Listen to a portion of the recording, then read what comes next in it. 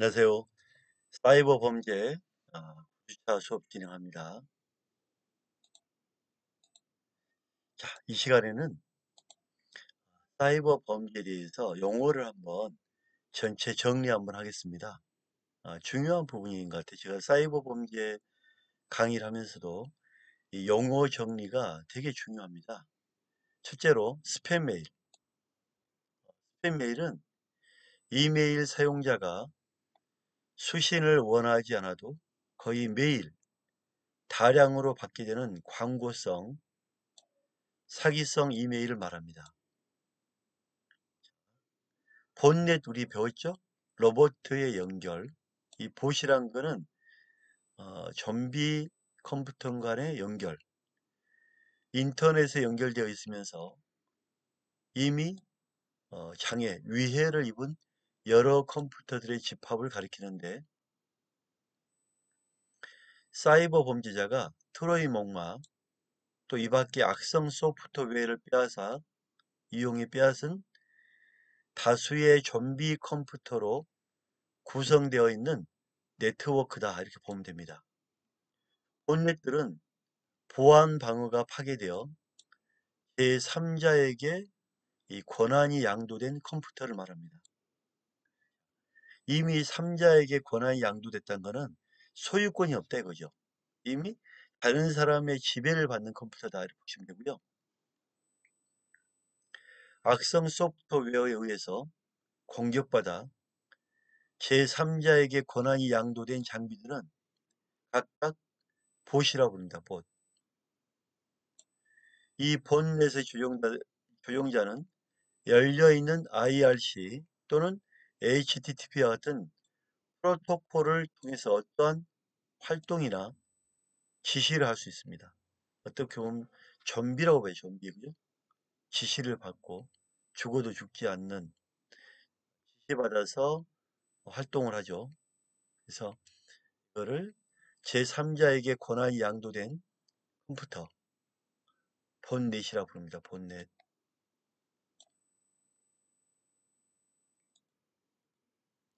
웜. 우리가 그 앞 시간에 바이러스와 웜에 대해서 배웠죠. 바이러스는 프로그램에 기생해서 살아가면서 프로그램을 약간 변형시킬 수도 있다. 이게 바이러스고 바이러스의 한 종류지만 웜은 벌레라는 뜻으로 자기 복제 또 독자적으로 복제해서 살아가는 걸 웜이랍니다. 웜은 주로 네트워크에서 연속적인 복사 기능을 수행함으로써 자가 증식해 기억 장치를 소모하거나 저장된 데이터를 파괴하는 이 프로그램입니다. 웜은 네트워크를 통해서 자신을 복제하고 전파할 수 있는 그런 악성 프로그램입니다. 복제하고 전파하고 복제하고 전파하고 다른 프로그램에 영향을 주지는 않지만 특정 컴퓨터에 숨어 있다가 네트워크를 통해 연결된 다른 컴퓨터에 침투하여 감염시킵니다. 컴퓨터에 직접적으로 피해를 입히지는 않지만 자기 복제 능력을 가지고 있어서 이렇게 연결되어 있는 컴퓨터에 끊임없이 자기를 복제하는 바이러스 프로그램의 한 종류다. 따라서 이러한 오염은 단순히 자기 복제 기능만으로도 막대한 시스템 과부하를 일으키고 있다는 점에서 이 바이러스를 능가하는 큰 피해를 야기하기도 합니다. 자, 자기 복제가 작은 게 계속 복제하고 커짐으로써 시스템의 과부하를 일으켜서 피해를 야기하는 거죠. 이 바이러스에 비해서 확산 속도가 빨라서 단시간 내에 이 네트워크에 큰 치명타를 입힐 수가 있습니다. 러브레터 바이러스, 조크 바이러스, 스테이지스 등 대표적인 웜에 해당합니다. 러브레터, 조크, 스테이지스. 다 대표적인 웜에 해당한다. 랜섬웨어는 우리 많이 들어봤죠? 랜섬웨어. 랜섬웨어는 인질로 돈을 뜯어내는 것. 즉, 랜섬은 몸값. 이 몸값을 가지고 흥정하는 몸값을 요구한다. 소프트웨어를 가지고 몸값을 요구한다. 즉, 어, 이 소프트웨어에 대해서 프로그램에 대해서 사용하려면 돈을 다오. 안 그러면 파기시키겠다. 인지를 잡는 거죠.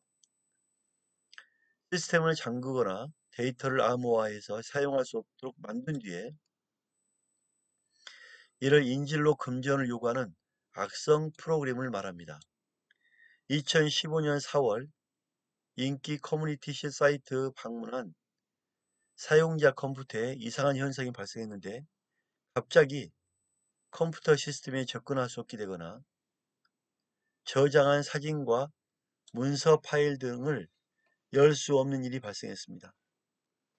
PC뿐만 아니라 PC에 연결된 외장형 하드디스크 드라이브, 네트워크 드라이브, 이거로 연결된 서버, 퍼블릭 클라우드 스토리지 서비스나 문서 중앙화 시스템 속 데이터까지 사용자가 모르는 사이에 다 잠겼습니다. 하루아침에 컴퓨터에 갑자기 저장된 모든 데이터를 볼 수 없는 일이 발생한 거죠. 이른바 랜섬웨어로 유명한 크립토라커, 랜섬웨어로 유명한 크립토라커. 이 바이러스에 PC가 감염돼 모든 데이터가 암호화된 겁니다. 참 무서운 일이죠, 그죠? 내가 중요시하는 데이터를 어, 하나도 볼 수 없다. 돈을 달라. 정말 우리 어떤 사이버상의 이러한 범죄는 큰 범죄입니다. 회사 같은 경우에는 회사가 운영 안 됨으로써 엄청난 피해를 야기하는 거거든요.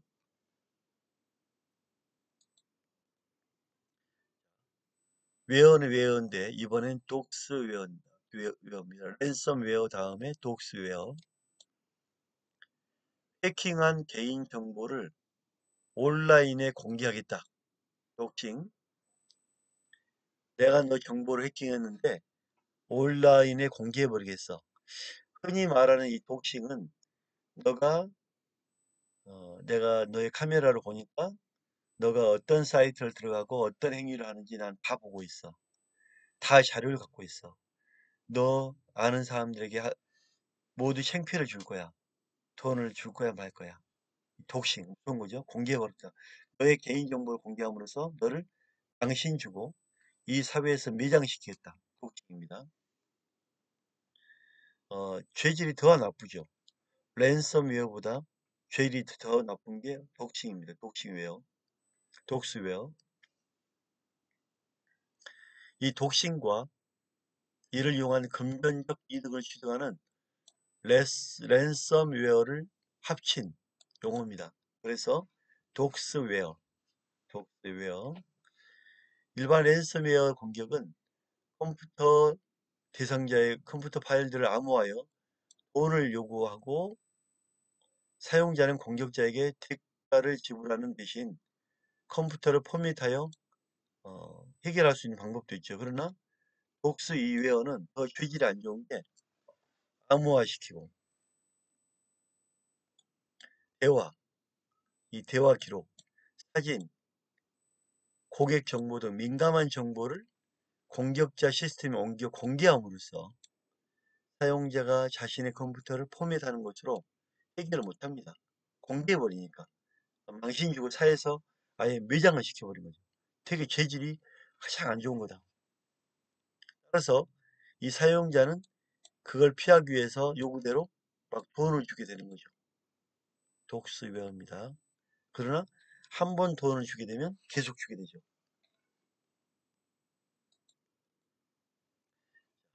서비스 거부 공격. 우리 많이 공부했죠? 디오스, Denial of Service Attack. 공격자 서비스에 대해서 서비스를 못하게 막아버리는 거죠. 과부하로. 해커가 목, 해커가 목표로 보안이 취약한 컴퓨터 네트워크를 스캔하여 그 네트워크에 속한 특정 컴퓨터를 감염시키고 특정 컴퓨터를 악성 코드로 감염시키고 그 컴퓨터를 조정하여 당초 사이버 공격 목표로 설정한 기업이 운영 중인 웹사이트에 엄청난 양의 접속 부하를 일으키도록 합니다. 엄청난 양의 접속 부하를 일으키도록 합니다. 이로 인해서 합법적인 웹사이트 사용자들은 이 사이버 공격받는 기관의 웹서비스, 이메일을 사용하거나 온라인 쇼핑, 온라인 쇼핑이나 금융, 온라인 예약, 웹 검색 등을 이용할 수 없게 됩니다. 따라서 사용자들이 사이버 공격을 받는 기관의 웹서비스, 이런 민원 입장에서 생각하면 되게 힘들죠. 어떤 홈페이지 가서 금융 처리나 물건 구입이라든지 요청사항을 해야 되는데 이게 안 되는 거예요. 얼마나 힘들겠어요, 그죠? 그래서 이거는 시민들에게 또 이용자에게 사용자에게 많은 피해를 줄 수 있는 이런 거기 때문에 디오스 공격, 서비스 거부 공격은 이 피해는 파악할수록 더 커지는 거겠죠.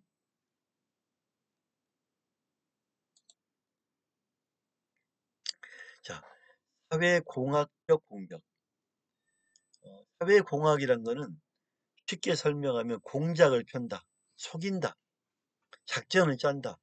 이렇게 공학적 사회 사회생활에 연관되어 있는 소셜 엔지니어링 여러 가지 관련된 거를 작전을 짜서 공격하는 것. 사회공학적 방법이 이루어지는 사이버 범죄는 피해자가 해커의 말을 신뢰하도록 속여서 내가 대통령인데 너를 이번에 장관에 임명하겠어 돈을 보내. 내가 검사인데 이렇게 하면 안 된다 당신. 빨리 배상하고 끝내라. 돈 보내라. 이런 식으로 상대방을 기망해서 정보를 빼내거나 또 필요할 때는 그 기업 임원에게 연락해서 기업 정보를 제공하도록 유도하는 범죄이다. 내가 너에 대해서 막강한 비밀을 누출하겠어. 뭐 정보를 뺏겠어. 너가 하는 과거 했던 거를 가지고 있다. 이런 식으로 속여서 어, 범죄를 저지르는 거죠.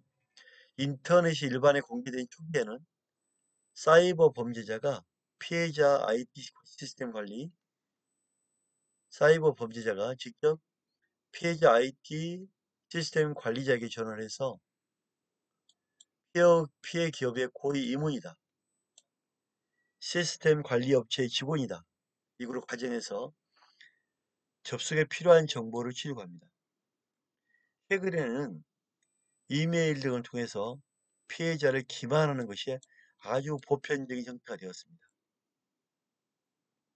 이거는 우리가 그 뜻을 잘 알아야겠죠?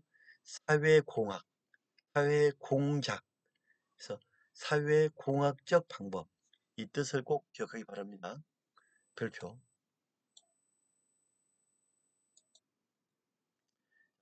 사이버상의 스토킹. 자, 사이버상에서 정상적인 사람이 느낄 수 있는 두려움을 일으키는 일련의 행위를 막 반복합니다. 원하지 않은 관심, 괴롭힘, 계속 접촉을 하는 거예요. 계속 상대방이 원하지 않는데 연락하고 괴롭히는 거예요. 예를 들면 피해자가 원하지 않은 전화를 계속하는 경우, 피해자에 대해서 인터넷, 공공장소 및 입소문으로 개인 정보나 루머를 퍼뜨리는 경우, 피해자가 원치 않는 편지나 이메일을 계속 보내는 경우, 이거를 사이버 스토킹이다. 사이버 창 스토킹이다.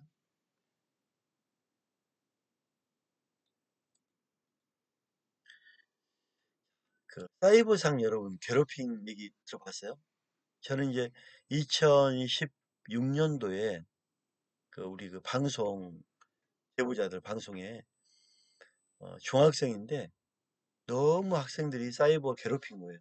왕따시키고 결국 자살을 했어요.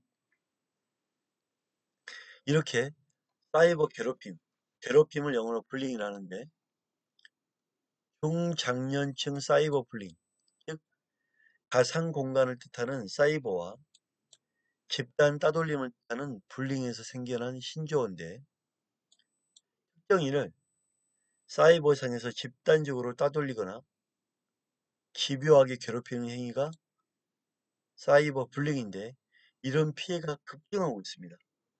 특히 한국정보화진흥원의 자료에 따르면 2019년 성인의 사이버 불링 피해 경험률은 남성이 52.4%, 여성이 44.3%, 남성이 좀 많은데 엄청 많죠. 여성 2, 3명 중 1명은 사이버 불링 피해를 경험했다. 대다수라고 보겠죠, 그죠? 5년 전의 피해 경험률과 비교해 2배나 증가했는데 연령대별로 사이버 불링 경험률 조사에서 40대, 50대의 이런 피해 경험률이 매우 높게 나타난 겁니다. 2015년 4, 50대 평균 19.35%에서 46.8%로 급증했습니다. 급증. 왜 그럴까요? 왜 사이버상의 이런 괴롭힘이 급증했을까요? 올해는 특히 코로나 사태로, 19 사태로 언택트 문화가 확산되는데 온라인 공간에서 사이버 불링 피해를 더욱 속출했을 거라고 보고 있는 겁니다. 사이버 불링 피해자들은 사후 대처를 제도적 장치가 미비하다고 지적을 합니다. 사이버 불링 피해를 겪은 후 사후 대처는 어떻게 하는지에 대해서 응답 결과에 따르면 신고해봤자야 소용없을 거다. 어디에 도움 청해도 잘 모르겠어. 어디에 도움을 내가 청해야 되지? 이런 부분 때문에 사후 대처가 부족하다고 얘기합니다.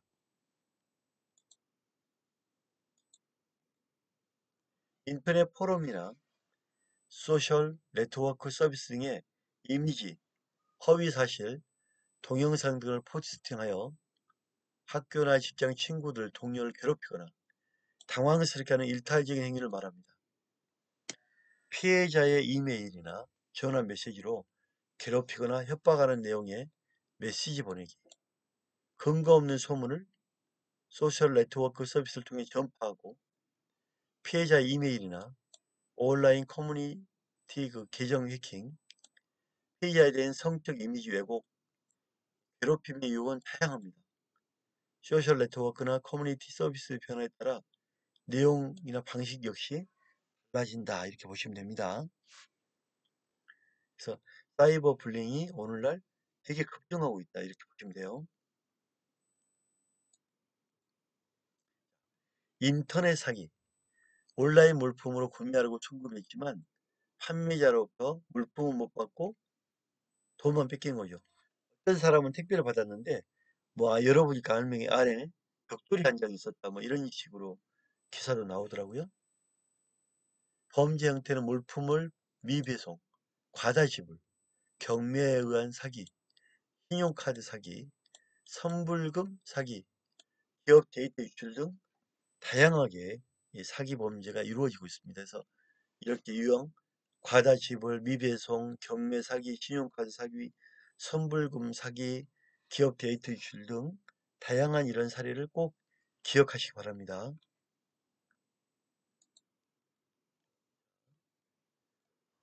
첫 번째 수업 마치겠습니다. 감사합니다. 수고했습니다.